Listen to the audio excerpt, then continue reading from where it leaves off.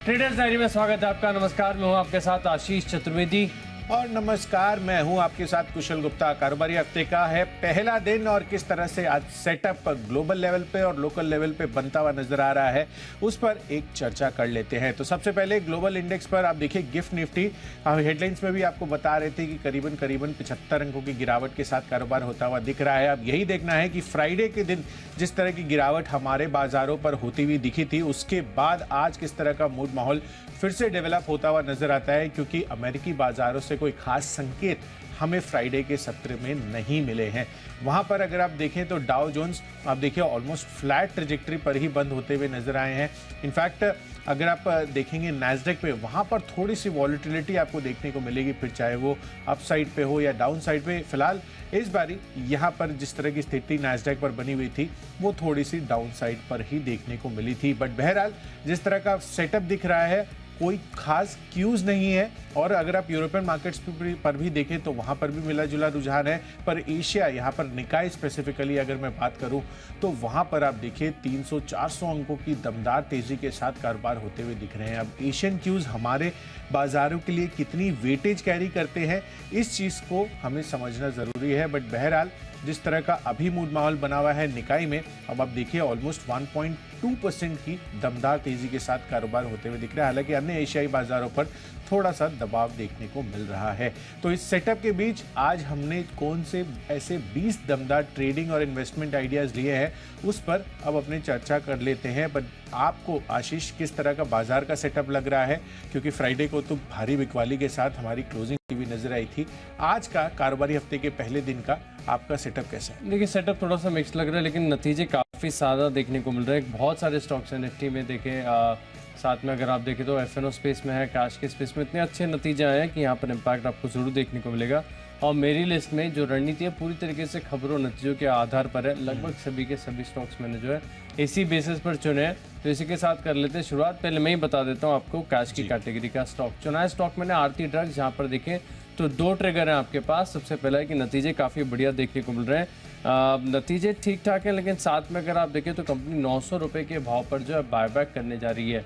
अब स्टॉक का भाव चल रहा है 510 रुपये के करीब, और ऐसे में अगर 900 रुपये पर कर रही है बायबैक तो स्टॉक में आपको हलचल ज़रूर देखने को मिलेगी। खरीदारी करके चल सकते हैं आप 530 रुपये के टारगेट के लिए, और स्टॉप लॉस लगाना है आपको 505 रुपये का। आशीष, आपको इन रिसेंट टाइम ऐसा याद आता है कि कोई ऐसा स्टॉक हो जिसने बायबैक 77% के प्रीमियम पर लेकर आए हो? इतने बड़े वो प्रीमियम के साथ तो कोई स्टॉक याद नहीं है जिसने बायबैक किया। बहुत सरप्राइजिंग है, क्योंकि इतने के प्रीमियम पर तो लिस्टिंग होती हुई दिखती है। तो बहुत ही शानदार स्टॉक चुना है, नंबर्स के लिहाज से भी काफ़ी बेहतरीन है, और जो बायबैक प्राइस आता हुआ दिखा है वो अपने आप में हो सकता है कि स्टॉक के लिए बहुत बड़ा ट्रिगर पॉइंट आज के लिए बन सकता है। तो चलिए, कैश सेगमेंट में आशीष ने तो बता दिया उनके कौन सी पिक है। मेरी तरफ से यहाँ पर है जय भारत मारुति का काउंटर, जहाँ पर आपको खरीदारी करने की राय है। वैसे भी आप देखिए लगातार ऑटो एंसिलरी कंपनियाँ फोकस में हैं, पर यहाँ पर इनके लिए एक स्पेसिफिक खबर की डेवलपमेंट हो रही है, जहां पर 8 अगस्त को कंपनी नतीजे तो जारी करेगी ही, पर उन्होंने एक अपडेट भी दिया है कि यहां पर शेयर विभाजन पर भी विचार करते हुए दिखेंगे। तो जाहिर सी बात है कि जब भी शेयर विभाजन या बोनस शेयर या राइट्स इशू को लेकर बात होती है तो कहीं ना कहीं ये स्टॉक्स हलचल में आ जाते हैं, ट्रेडिंग वॉल्यूम्स यहां पर बढ़ने लगती है। और उसी चीज़ को ध्यान में रखते हुए मुझे लग रहा है कि आज यहाँ पर डिमांड साइड पर ज़्यादा बेहतर आपको प्रदर्शन देखने को मिल सकता है, ओवर सप्लाई। और इसी वजह से जय भारत मारुति मैंने स्टॉक चुना है। 310 रुपये के टारगेट के लिए आज खरीदारी करिए, 295 रुपये रखिए स्टॉप लॉस। चलिए अब आगे बढ़ते हैं डेरिवेटिव स्पेस की कैटेगरी तरफ, और डेरिवेटिव्स में सबसे पहला है यहाँ पर फ्यूचर्स की जो हमने स्टॉक चुने हैं उस पर एक बात करते हैं। तो आज का फ्यूचर्स में मेरी तरफ से स्टॉक पहला कॉल है बिकवाली का बायोकॉन पर। जैसे कि हेडलाइंस में मैं आपको बता रही थी कि यूएस एफडीए का तगड़ा एक्शन अक्रॉस द बोर्ड आपको अलग अलग फार्मा कंपनियों पर आता हुआ दिख रहा है। अब यहाँ पर मलेशिया में जो इनकी इंसुलिन प्लांट्स है वहाँ पर उन्होंने जाँच की थी, और कुल 8 आपत्तियाँ ये अब निकल कर आ रही हैं। तो 6 ऑब्जर्वेशंस इन्होंने जो क्वालिटी कंट्रोल है उसको लेकर जारी किए हैं। साथ ही जो डिलीवरी डिवाइसेस यूनिट्स है उसको लेकर 2 ऑब्जर्वेशंस आई हैं। तो कुल मिलाकर 8 ऑब्जर्वेशंस यहाँ पर जो इंसुलिन प्लांट है मलेशिया में उस पर इन्होंने जारी किया है यूएस एफडीए ने। तो जाहिर सी बात है कि इस पर दबाव आज के दिन में स्वाभाविक है। वैसे भी आप देखिए बायोकॉन टेक्निकली अगर आप देखेंगे तो लगातार गिरावट के पैटर्न में ही रहता है, बट कुछ कुछ दिन ऐसे होते हैं जहां पर बहुत ही सरप्राइज मूव दिखा के 5 से 6% की तेजी भी इस काउंटर ने दिखाई हुई है। बट ऑल इन ऑल अगर आप ऑन एन एवरेज देखेंगे तो ये परफॉर्मर जो है लोअर साइड पर ही ज़्यादा देखने को मिलता है। तो बायोकॉन बिकवाली कर चलिए 255 रुपए के टारगेट के लिए 268 रुपए आपको रखना होगा स्टॉप लॉस। बायोकॉन में करनी है आपको बिकवाली। जो स्टॉक मैंने चुना है वो है बैंकिंग स्पेस से स्टॉक है, खरीदारी यहाँ पर आपको करनी चाहिए क्योंकि नतीजे अगर आप देखें तो सुपर स्ट्रॉन्ग है। टेक्निकल्स के तो क्या करें, लगातार ऑल टाइम हाई स्टॉक लगा रहा है। फ्यूचर्स में आईसीआईसीआई बैंक ये स्टॉक मुझे समझ में आ रहा है जहाँ पर आज आपको बड़ा मूव देखने को मिल सकता है। रिजल्ट काफ़ी स्ट्रॉन्ग देखने को मिल रहे हैं और अच्छे नतीजे यहाँ पर। 1015 रुपये का टारगेट है, खरीदारी करके चल सकते हैं और स्टॉप लॉस लगाना है आपको 995 रुपये का। तेज़ी यहाँ पर आपको देखने को मिल सकती है।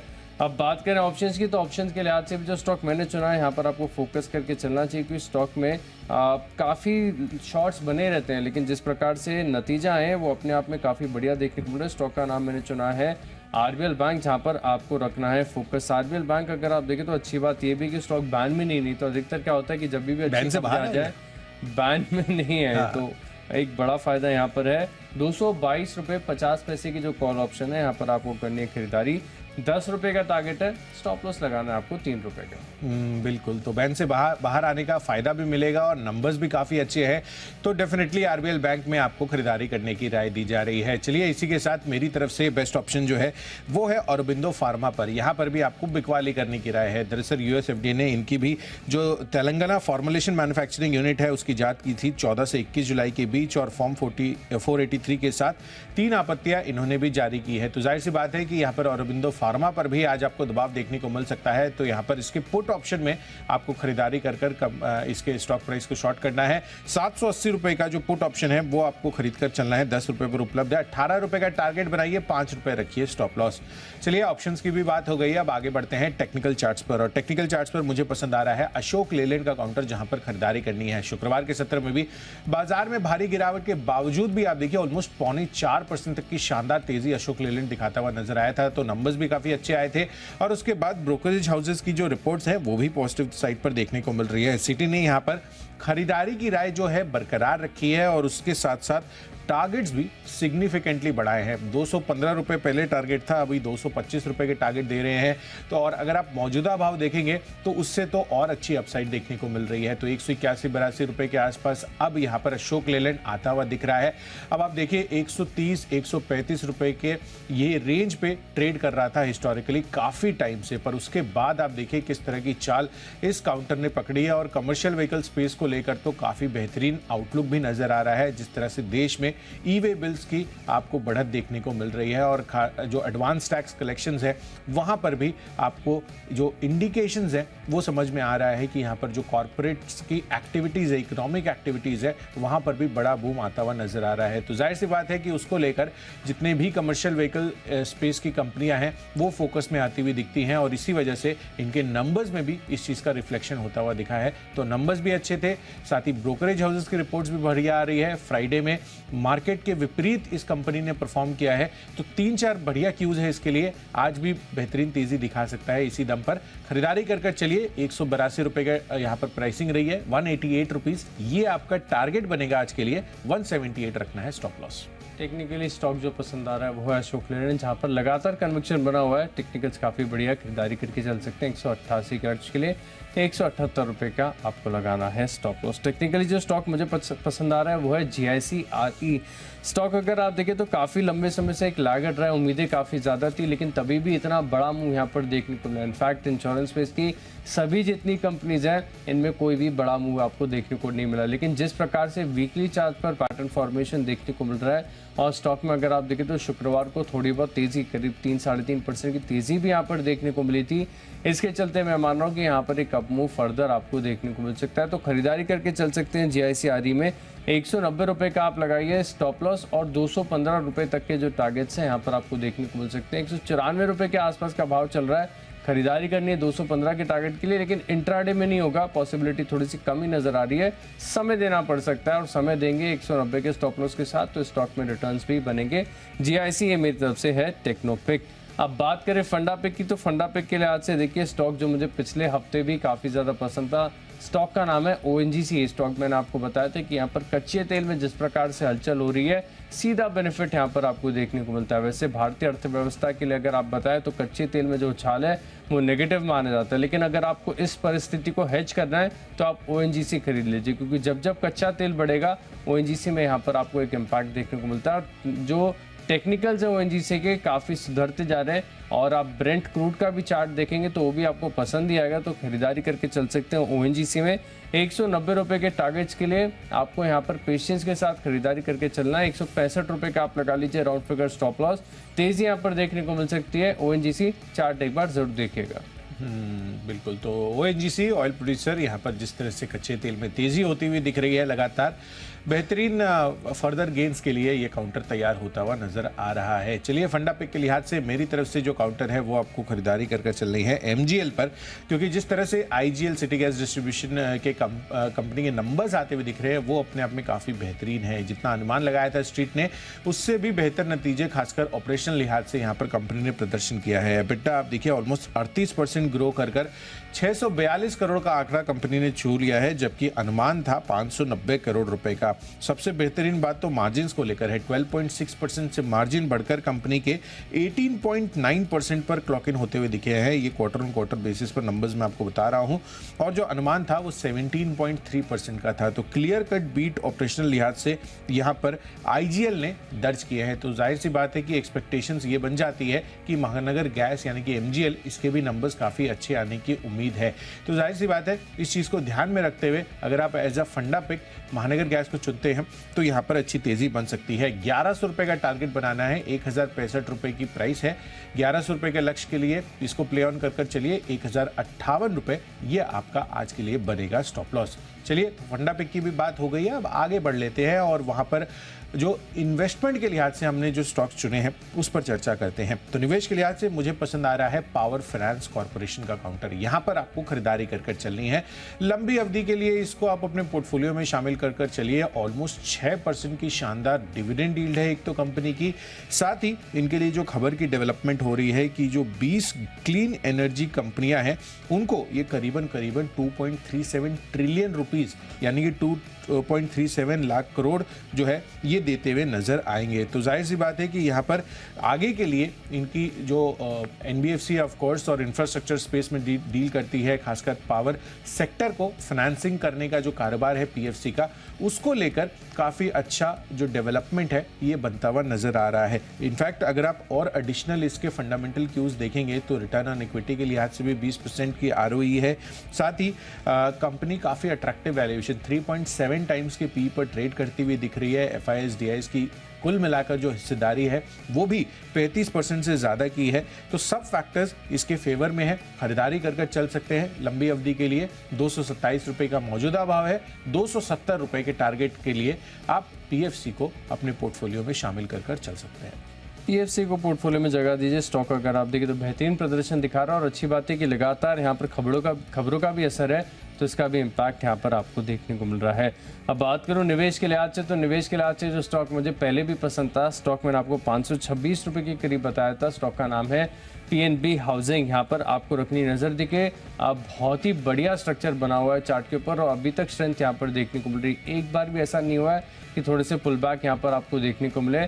लगातार अप ट्रेंड में है स्टॉक और काफ़ी अच्छे टेक्निकल्स हैं। इनफैक्ट जिन दर्शकों को एक बार कप एंड हैंडल फॉर्मेशन देखना है कि फॉर्मेशन कैसा होता है, चार्ट पर ब्रेकआउट कैसा होता है और कैसे इसे कैलकुलेट करके यहाँ पर आप टारगेट को अराइव करना चाहिए, आप एक बार इसका चार्ट जरूर देखिएगा। बड़ी आसानी से क्लियरली आपको वीकली चार्ट्स पर एक कप एंड हैंडल फॉर्मेशन देखने को मिलेगा। और इसी स्ट्रक्चर के ऊपर वेट कर रहा हूँ 526 से लेके ऑलमोस्ट 650 रुपये तो हो गया, लेकिन मैं मान रहा हूँ कि 100 रुपये तक की जो अपसाइड है अभी भी यहाँ पर आपको देखने को मिल सकती है। तो थोड़ा सा समय दीजिए, 9 से 12 महीने का टाइम आपको देना होगा और 750 तक के जो स्तर हैं आपको पीएनबी हाउसिंग में देखने को मिल सकते हैं। एक बार चार्ट इसका ज़रूर देखेगा। अब बात करते हैं खबरों की, तो खबरों के लिहाज से देखें तो रिन्यूएबल स्पेस के सभी स्टॉक जो है लगातार फोकस में बने हुए हैं। एसजेवीएन पर ढेर सारी खबरें लगातार आप देखिए, और एनएचपीसी के लिए भी बड़े ट्रिगर्स यहाँ पर निकल कर आ रहे हैं। तो एनएचपीसी जिस प्रकार के साथ अभी फिलहाल भाव चल रहे हैं 47 या 49 के आसपास, इसके ऑल टाइम की हाई की क्लोजिंग चल रही है, इसके आसपास अगर स्टॉक आता है तो बड़ा बस यहाँ पर देखने को मिलेगा। खबरों के चलते यहाँ पर आप 45 रुपए का लगा लीजिए स्टॉप लॉस, और 51 तक के जो टारगेट्स हैं आपको एनएचपीसी में नजर आएंगे। तो एनएचपीसी यहाँ पर आपको खरीदारी करने की राय है। जिस तरह से खबर है वो आज एक्शन दिखा सकती है। चलिए, खबरों के दम पर मेरी तरफ से है सुंदरम फास्टनर्स का काउंटर, यहाँ पर खरीदारी कर चलनी है। दरअसल डीपीआईआईटी जो अथॉरिटी है उनकी तरफ से क्वालिटी कंट्रोल ऑर्डर इशू कर दिया गया है नट्स, फास्टनर्स और बोल्ट्स के लिए। तो फास्टनर्स के कैटेगरी में आप देखिए तो सुंदरम फास्टनर ये इस कंपनी के लिए अच्छी खबर होती हुई दिख रही है, और बड़ी कंपनी के लिए अगले 6 महीने में ये मैंडेटरी हो जाएगा, एमएसएमई के लिए 9 महीने में, और स्मॉल इंडस्ट्रीज जो है वो 12 महीने उनको दिए गए हैं, और ये ऑर्डर जो है ये 21 जुलाई से ही इफेक्टिव हो चुका है। तो जाहिर सी बात है कि यहाँ पर एक शिफ्ट हो रहा है कहीं ना कहीं अनऑर्गेनाइज से ऑर्गेनाइज्ड इंडस्ट्री की तरफ, जिस तरह से क्वालिटी कंट्रोल ऑर्डर जो है वो लेकर आते हुए दिख रही है सरकार। तो यहाँ पर सुंदरम फास्टनर्स इसके लिए खरीदारी कर चलिए। 1230 रुपए के आसपास की प्राइसिंग है, 1260 रुपए के लक्ष्य के लिए खरीदारी करनी है। 1210 रुपए ये बनेगा आपका स्टॉप लॉस। कहते हैं बढ़ते हमारी आखिरी कैटेगरी यानी माई चॉइस की तरफ, और यहाँ पर जो पहला स्टॉक है लिस्ट में उसमें करनी है आपको खरीदारी। स्टॉक का नाम है पेटीएम, जहाँ पर अगर आप देखें तो घाटे में कमी देखने को मिल रही है। पिछले साल जो घाटा 644 करोड़ था, इस बार घटकर करीब 357 करोड़ हो गया। तो घाटे में काफ़ी बड़ा इंप्रूवमेंट यहाँ पर देखने को मिला है। स्टॉक में तेजी देखने को मिल सकती है। 855 रुपये का टारगेट है, 840 रुपये का आप लगा लीजिए स्टॉप लॉस। अगला स्टॉक है लिस्ट में रेलटेल, जहां पर अगर आप देखें तो इस पूरी स्पेस में बड़ा बस देखने को मिल रहा है। शुक्रवार को सभी रेलवे स्टॉक्स इंक्लूडिंग आईआरएफसी जैसे जो स्टॉक है यहाँ पर भी आपको बड़ा मूव देखने को मिला। तो खरीदारी कीजिए 160 रुपये के टारगेट के लिए, और स्टॉप लॉस लगा लीजिए 152 रुपये का। आखिरी स्टॉक है मेरी लिस्ट में जहां पर आपको अच्छे नतीजों के चलते रखनी नजर। स्टॉक का नाम है आईजीएल। नतीजे काफी स्ट्रॉन्ग देखने को मिले, इनफैक्ट जितना एस्टिमेट था, जितना अनुमान था, उनसे बेहतर नतीजे यहां पर आपको देखने को मिले। तो खरीदारी कीजिए 505 रुपए के लक्ष्य के लिए, स्टॉप लॉस लगाना होगा 490 रुपए का। बिल्कुल। तो चलिए, मेरी तरफ से माई चॉइस कैटेगरी में 2 खरीदारी और 1 बिकवाली का कॉल है। सबसे पहले खरीदारी के कॉल्स बता देता हूं। इसमें टीटागढ़ रेल सिस्टम्स, यहां पर आपको खरीदारी करने की राय है। नंबर्स काफी शानदार आते हुए दिख रहे हैं। आय फ्रंट पर तो 2 गुना का उछाल देखने को मिल रहा है। 911 करोड़ पर आय आती हुई दिख रही है। साथ ही कंपनी का कामकाजी मुनाफा 40 करोड़ से सीधा अब 106 करोड़ पर पहुंचता हुआ दिख रहा है। साथ ही कंपनी के मार्जिन भी 11.7 कंपनी ने क्लॉक इन किए हैं 9.3% के मुकाबले। मुनाफा 1.2 करोड़ से 62 करोड़ के आसपास अब कंपनी ने दर्ज किया है। तो 635 रुपए के टारगेट के लिए खरीदारी करनी है, 610 रुपए रखिए स्टॉप लॉस। दूसरा कॉल है सीएमएस इन्फो सिस्टम्स पर। यहां पर भी आंकड़े काफी अच्छे आते हुए दिख रहे हैं। 27.3% से मार्जिन्स बढ़कर 28.9%। साथ ही कंपनी का जो मुनाफा है वहां पर भी 22% की ग्रोथ हमें देखने को मिली है। 84 करोड़ पर ये कंपनी ने दर्ज किया है। 392 रुपए के टारगेट रखेंगे तो यहां पर टारगेट्स इजीली अचीव हो सकते हैं। 373 रुपए का स्टॉप लॉस भी आपको फॉलो करना है। और आखिरी कॉल है माई चॉइस कैटेगरी में डिक्सन टेक की तरफ से। यहां पर डिक्सन टेक में आपको बिकवाली करने की राय है। चार्ट स्ट्रक्चर अगर आप शुक्रवार के दिन भी देखेंगे, वहां पर भी वीकनेस दिखा रहा था। 2 से 2.5% तक की गिरावट रही थी, और फर्दर गिरावट का कैंडिडेट आज भी ये बन रहा है। लॉन्ग अनवाइंडिंग इस काउंटर पर हो रही है। बिकवाली कर चलिए 4050 रुपए के टारगेट के लिए 4210 रुपए ये आपको रखना है स्टॉप लॉस। तो चलिए, जो 20 स्टॉक्स हैं इनकी फोकस लिस्ट हो गई है तैयार। और अगर आपने कोई भी स्टॉक या कोई भी लेवल मिस कर दिया है तो पहले जल्दी से देखिए रिकैप। कैश का स्टॉक लिस्ट में आरती ड्रग्स 900 रुपए के भाव पर होगा बायबैक। आईसीआईसीआई बैंक के फ्यूचर्स में करनी खरीदारी, और आरबीएल बैंक 222 रुपए 50 पैसे का कॉल ऑप्शन खरीदिए। टेक्निकली पसंद आ रहा है जीआईसी। फंडामेंटली कच्चे तेल में जो उछाल है इसका सीधा फायदा देखने को मिलेगा ओएनजीसी को। पीएनबी हाउसिंग, यहाँ पर आपको निवेश करना है। एनएचपीसी में खबरों का असर है। पेटीएम के नतीजों में सुधार देखने को मिला है। रेलटेल और आईजीएल ये 2 स्टॉक भी रडार पर रखें। इन 10 स्टॉक में मेरा कन्विक्शन सबसे ज्यादा है टेक्नोपेक, जीआईसी आदि, जहां पर टेक्निकल स्ट्रक्चर बढ़िया, खरीदारी करके चल सकते हैं 215 के लक्ष्य के लिए। बिल्कुल। चलिए डीकैप के लिहाज से कैश सेगमेंट में जय भारत मारुति खरीदारी कर चलिए। 8 अगस्त को नतीजों के साथ साथ शेयर विभाजन पर भी बोर्ड बैठक है। साथ ही यूएसएफडी का तगड़ा एक्शन फार्मा कंपनियों पर हो रहा है, तो बायोकॉन और अरबिंदो फार्मा में आपको बिकवाली करनी है। टेक्नोपिक के लिहाज से अशोक लेलैंड पसंद आ रहा है। फंडा पिक में एमजीएल आईजीएल के नंबर्स के बाद आज रिएक्शंस दिखा सकता है। निवेश के लिहाज से पीएफसी पर फोकस रखिए। न्यूज में सुंदरम फास्टनर्स यहाँ पर बढ़िया तेजी देखने को मिल सकती है और माइचेस कैटेगरी में टीटागढ़ रेल और सीएमएस इन्फोसिस्टम्स के बढ़िया नंबर्स आते हुए दिखे हैं। खरीदारी कर चलिए। डिक्सन टेक का चार्ट स्ट्रक्चर वीक लग रहा है, तो यहाँ पर बिकवाली करिए। और इन सब में आज के लिए बेस्ट पिक बन रहा है एमजीएल। यहाँ पर खरीदारी करनी है। IGL quarter on quarter basis पर काफी बेहतरीन प्रदर्शन है। सिटी गैस डिस्ट्रीब्यूशन कंपनी अब आपको अपनी रेडार पर रखनी चाहिए 1100 रुपए के टारगेट के लिए।